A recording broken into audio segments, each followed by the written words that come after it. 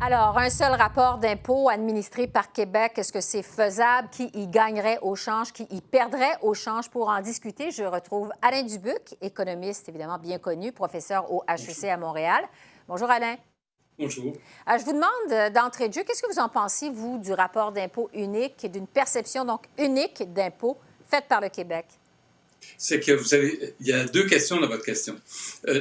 Un rapport d'impôt unique, je pense que ça serait une excellente idée. C'est lourd pour les citoyens.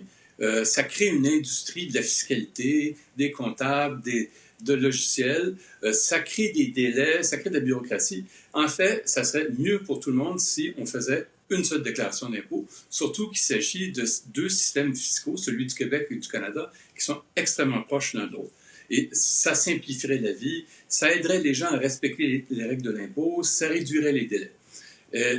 Donc, sur le plan purement fiscal, sur le plan de la qualité de vie des gens, sur le plan des rapports de l'État avec les citoyens, c'est une chose qui devrait être faite. Maintenant, est-ce que ça devrait être géré par Québec ou être géré par Ottawa? Ça, c'est un tout autre problème. Et il n'y a pas de raison qui devrait nous dire que si on veut faire un rapport d'impôt unique, ça devrait être absolument géré par le Québec. Je crois même que ça serait plus simple si c'était géré par Ottawa. Pourquoi ce serait plus simple, géré par Ottawa? Parce que, d'une part, parce que le système fiscal, l'architecture fiscale a été faite au Canada, que le gouvernement fédéral perçoit de l'impôt déjà dans les 10 provinces. Et donc, a une machine qui est capable de gérer ça facilement. Et donc, le Québec est une exception là-dedans.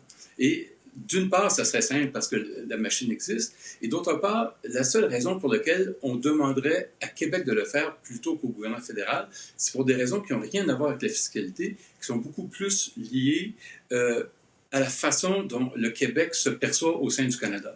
Et donc, on part d'un débat fiscal qui est relativement simple, puis on tombe dans un débat qui est purement politique. Puis on le voit d'ailleurs de la façon dont M. Legault a abordé ces questions-là lors de la campagne électorale. C'était pas un thème fiscal ou un thème économique, celui de la déclaration unique. C'était une des façons par lesquelles le Québec affirmerait son nationalisme par rapport au reste du Canada. Donc, une façon pour M. Legault de se positionner comme un gouvernement davantage autonomiste et pour les conservateurs d'être davantage nationaliste québécois, c'est ça? Voilà, donc c'est un geste politique. Évidemment, la question de l'affirmation du nationalisme doit prendre des formes différentes maintenant qu'on n'a plus un débat sur la souveraineté aussi aigu que ce qu'on a connu pendant des décennies. Et donc, M. Legault doit poser des gestes qui lui permettent d'affirmer cette différence-là. Et ça, c'en est un. C'est-à-dire que ça entre dans l'univers qui consiste à augmenter les pouvoirs ou les responsabilités du Québec. Et dans le cas de la fiscalité, ça remonte à très loin, ça remonte à un conflit qui a commencé avec l'instauration de l'impôt sur le revenu et qui a été une des batailles de Duplessis il y a très longtemps. Donc, c'est enraciné dans notre ADN politique, cette idée que le Québec devrait pouvoir imposer lui-même et non pas confier cette tâche-là à Ottawa.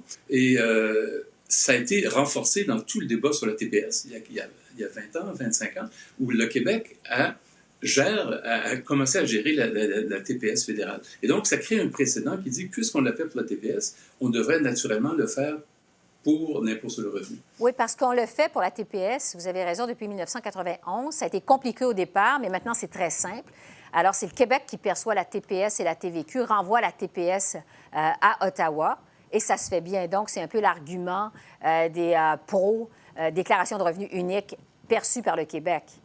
Mais ça se fait des deux, ça se fait aussi bien d'un côté que de l'autre.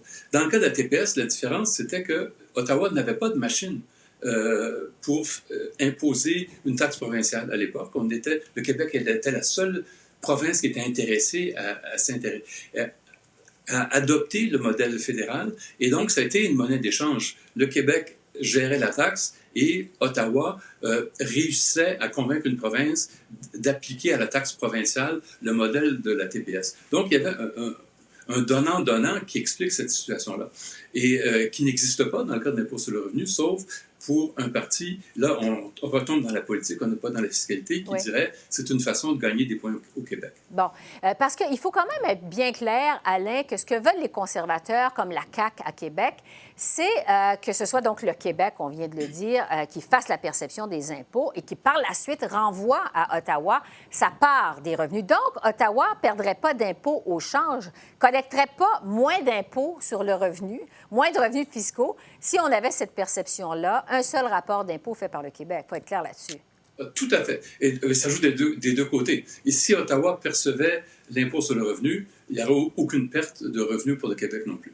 Donc, si c'était un problème purement fiscal, on mettrait des spécialistes qui s'assoiraient pour voir quelle est la meilleure mécanique à mettre en place pour assurer la perception la plus rapide, mais aussi la plus efficace en termes de lutte à l'évasion fiscale et ainsi de suite. Mais le débat n'a pas lieu là-dessus, c'est sur les droits, sur le pouvoir relatif des provinces par rapport au gouvernement central. Et donc, c'est ça qui rend l'enjeu émotif plutôt que rationnel. Oui.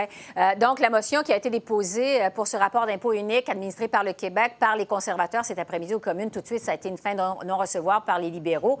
On peut s'attendre à ce que ça rebondisse quand même dans la campagne électorale, que cette idée de déclaration unique de revenus, puisque, comme vous le dites, ce sont d'abord pour des raisons politiques qu'on le fait, risque de rebondir dans la campagne électorale au Québec. Ça peut, mais jusqu'où est-ce que ce genre de chicane administrative passionne les gens?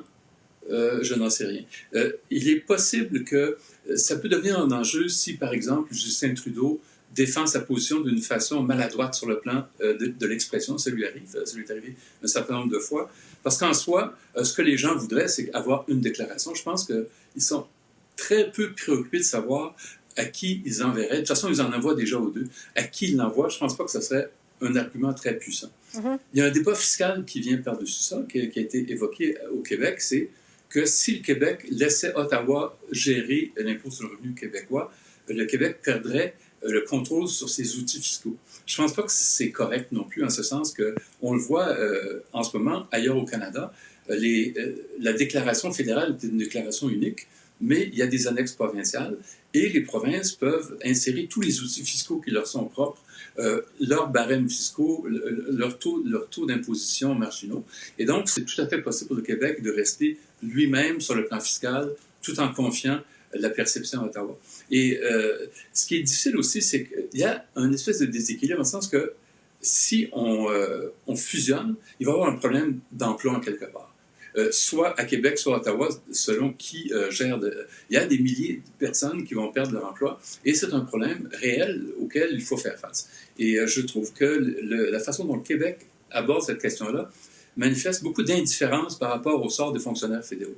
Mm-hmm. Et je pense que quand deux gouvernements adultes se parlent, ils devraient être capables d'aborder ces questions-là de façon rationnelle en disant est-ce que c'est possible, est-ce qu'il y a des obstacles, comment on pourrait atténuer le choc s'il y en a un.